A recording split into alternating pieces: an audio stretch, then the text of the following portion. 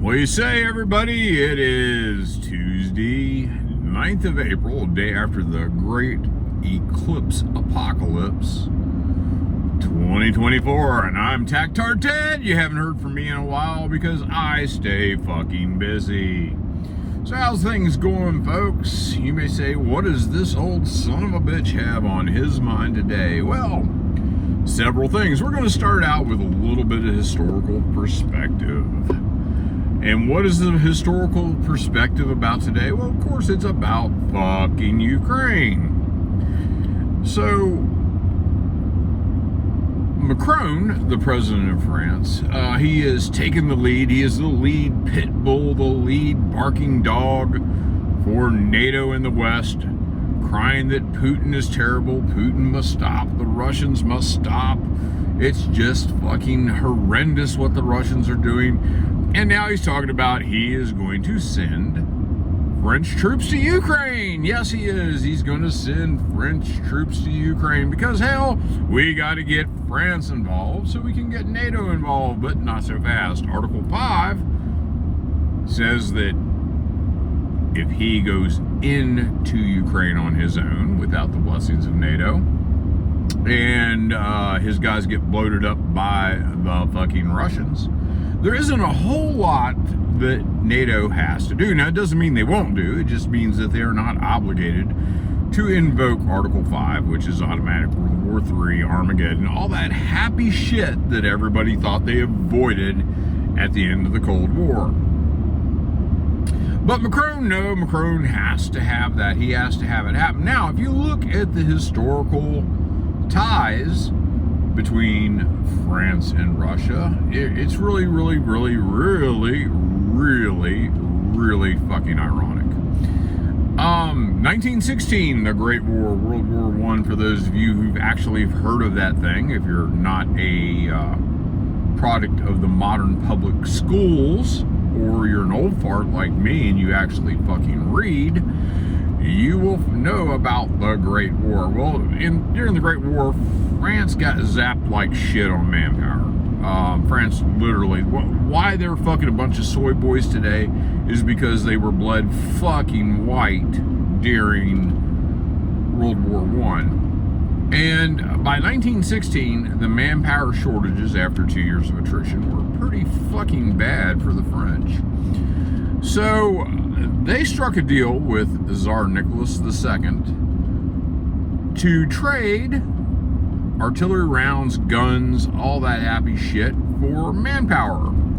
And so the Russians sent 2 battalions of men, their men, Russian men, to fight on the Western Front to help France. Now, this wasn't a fucking small deal, dude. They literally had to travel to the far eastern regions of Russia, then take a boat, go way down and around, and they stopped in French Indochina, what we would call Vietnam. They actually had a stop there for rest, refitting, getting more fucking supplies, and then landed somewhere in France and marched to the front. Now, these people became known as the Légion Russe, or Russian Legion of the French army, and they had 2 battalions. And even after 1917's revolution, many of the Russian troops stayed on the front. The communists had overtaken their country by a violent revolution, and the Russians decided to continue fighting alongside the French against the Germans. Now, at the end of the war, some folks went back to Russia. In fact, one of them became like a defense minister for the Soviet Union, highly ironic. And others stayed in France and became French citizens. They were allowed French citizenship. They fought for France. Why not? Shoot ahead 20 years, and you've got World War II. The French were allied with the Russians against the Nazi Germans. And eventually, you know how that one came out. I mean, even the schools can't hide that. That was a victory for the Allied cause when the Soviet army took Berlin and forced the Germans into capitulation. of the exciting things that happened during World War II with France is the Americans and British landed in Normandy in 1944, and they landed in Normandy to help the French expel the Nazis from their territory.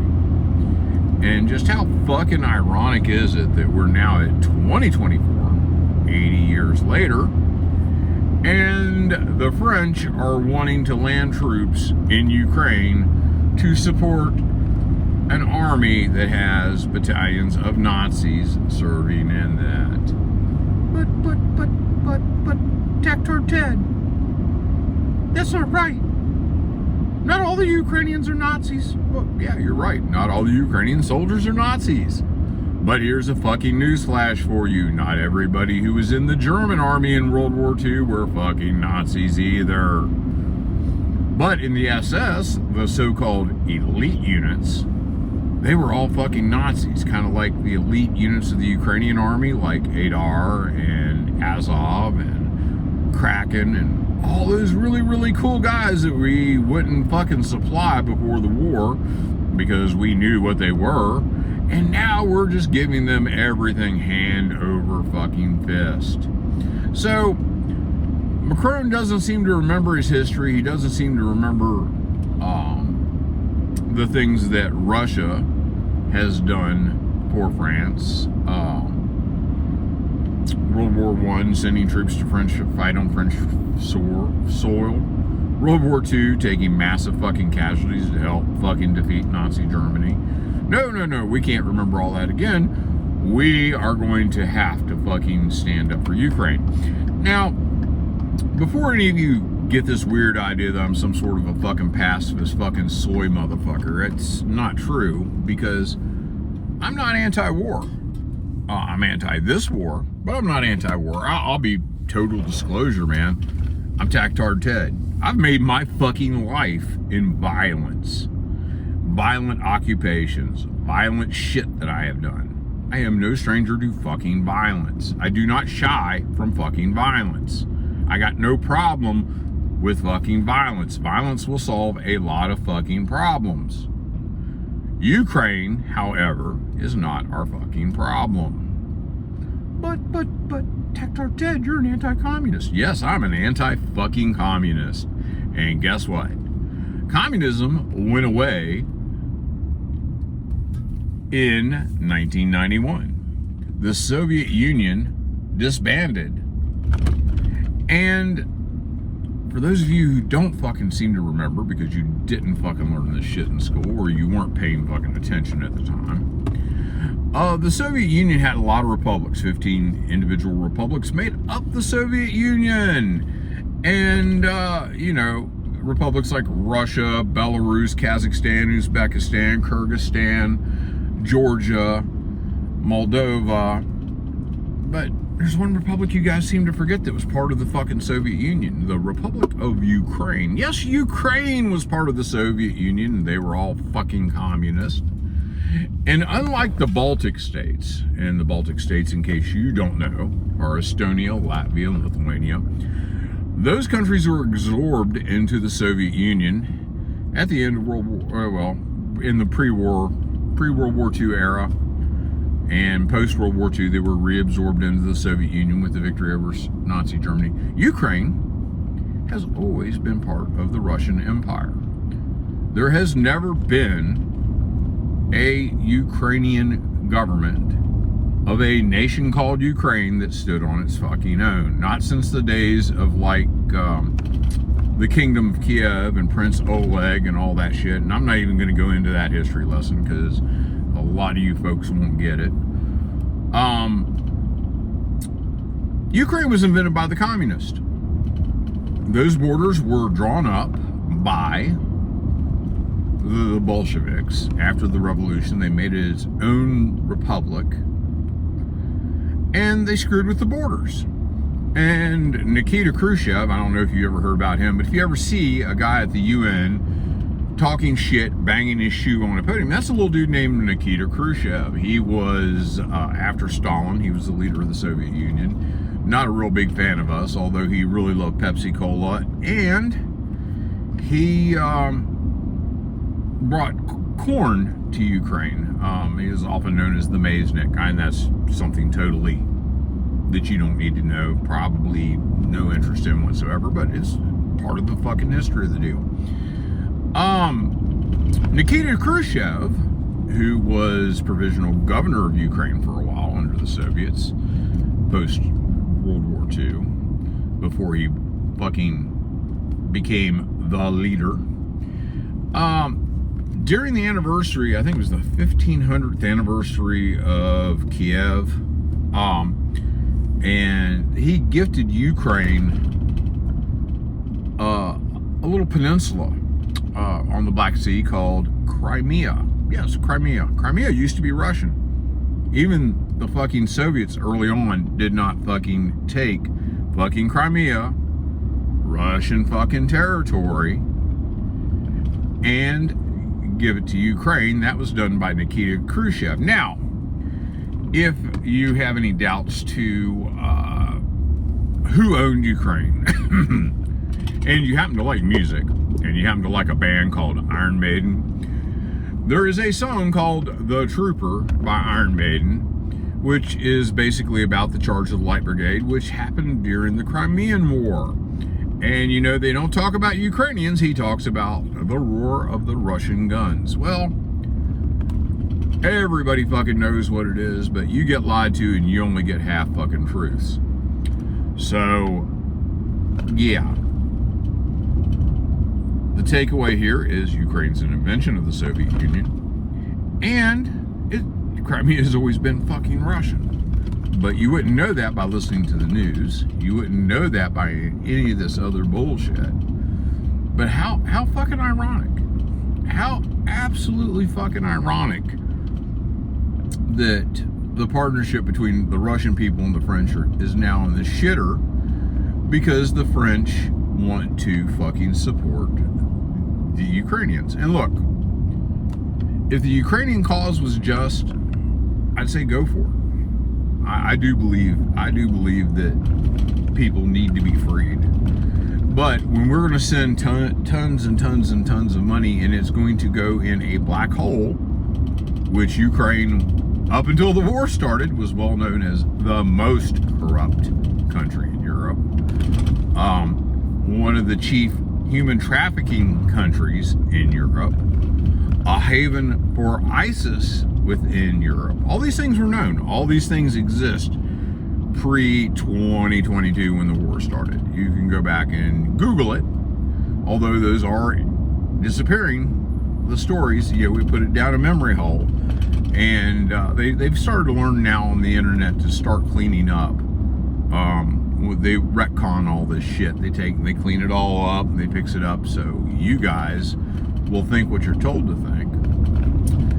But, you know, it's been really interesting to watch all this, and especially watch Macron. Macron's taking his turn to be a warlord.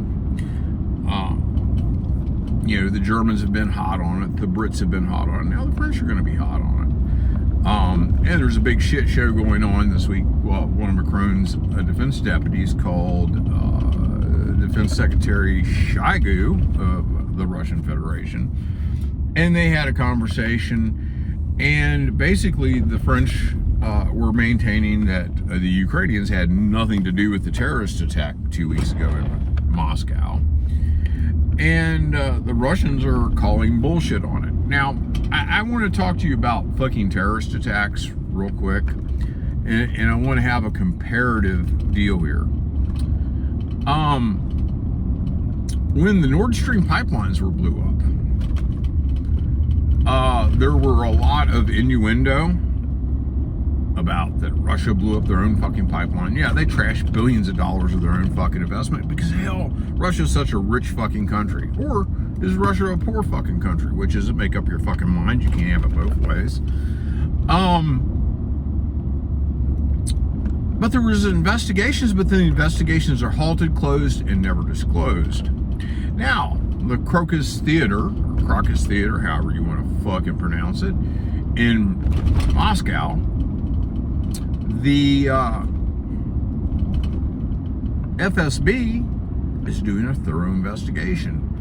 And they're talking about what they're finding, and they're talking about their links to the ISIS network and to Ukraine. So, unlike the Nord Stream pipeline, which everybody has forgotten about because we simply quit talking about it, we still don't know who did that officially. All we have was innuendo, and the first innuendo was probably not right when they said Russia did it, because if they had proof that Russia fucking did it, let me tell you what, they'd have fucking been displaying that proof and singing it from the fucking rooftops. Russia destroyed the pipeline, here's how. But really, when they don't want to talk about who did it and they squash all these investigations, I think it gives you a pretty good idea who the culprits were. It gives you a pretty good idea. Yet, when Russia decides they want to get to the bottom of something and they start investigating it, then the whole world wants to poo-poo it. I think that should tell you something too. That should really tell you something. You should be able to think about that and figure it out. Well, anyhow, folks, I need to let you go. I've bent your ear for enough today. I get a chance because I got plenty of other bullshit on my mind from not having been on fucking line or not having been able to work on shit. I've got plenty of shit to talk about. I've got plenty of shit to deal with.